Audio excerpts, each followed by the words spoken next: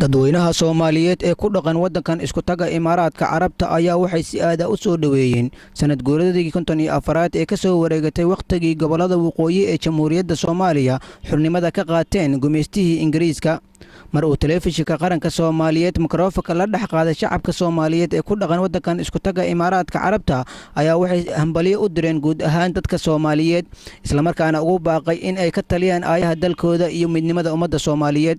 hadaladoodiina waxaa ka mid ahaa magacayga waxaa la yiraahdaa Sid Cali waa suge marka hore waxa waaye ummadda Soomaaliyeed meel kasta ay joogto waxaan ugu hambaleynayaa ciideena 26 Juun iyo 1 Luulyo oo fooda nagu soo hayso. ilaahay waxaan ugu rajaynayaa ummadda Soomaaliyeed midnimo wanaag barwaaqo bash iyo horumar insha Allah waana soo dhow yahay waqti insha Allah Soomaaliya inay noqon laheeday horumarkeeda uu soo degdeg lahaa insha Allah nabad Allah siiyo Soomaaliya insha Allah. Assalaamu calaykum.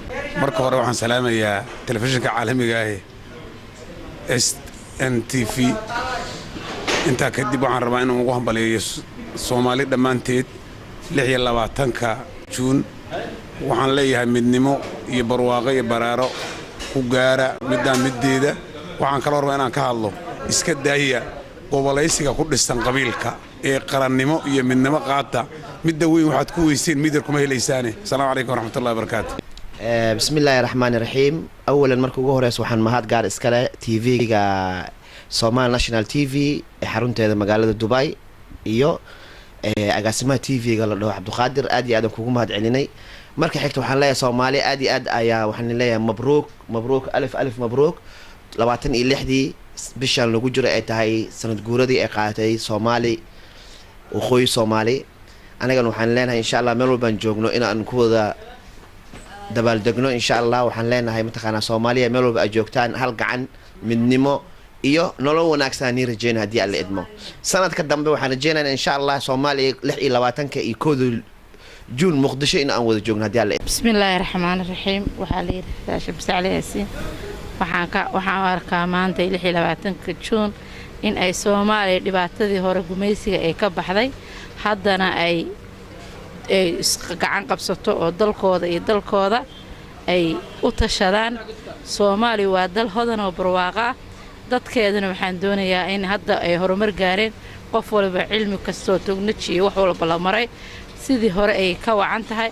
waxaan u sheegayaa meel kasto ay Soomaali joogaan bisha barakaysan oo Ramadaan nagu soo beegan in Ilaahay nabad u dabaalo dalkeena hooyo oo sidoo soo ku soo noqdo.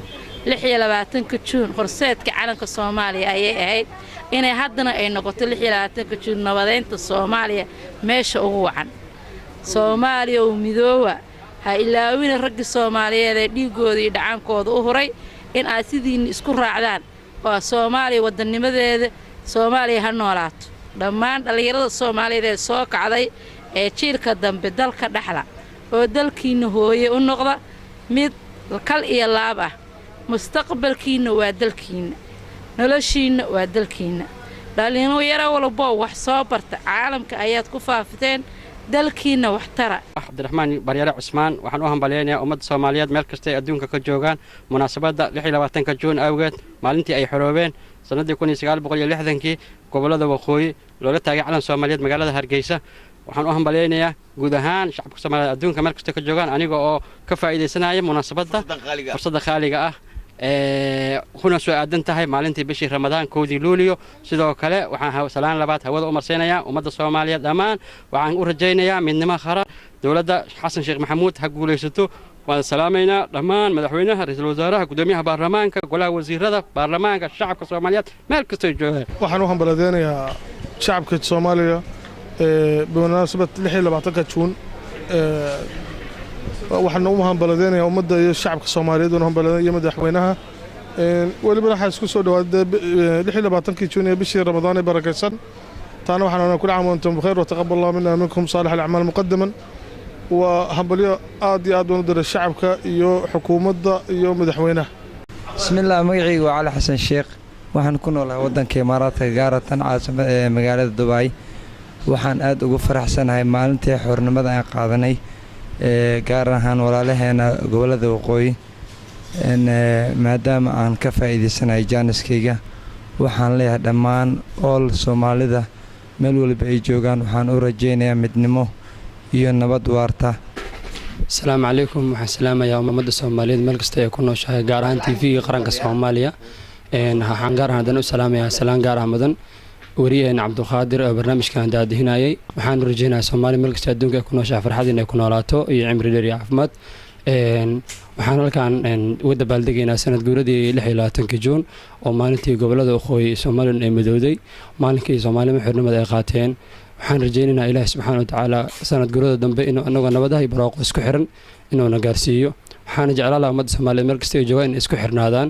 waxaan rajaynaa koodii luuliya maadaama ay soo dhowdahay inaan iska wada qayb qaadano adduunka meel kasta aan joogno.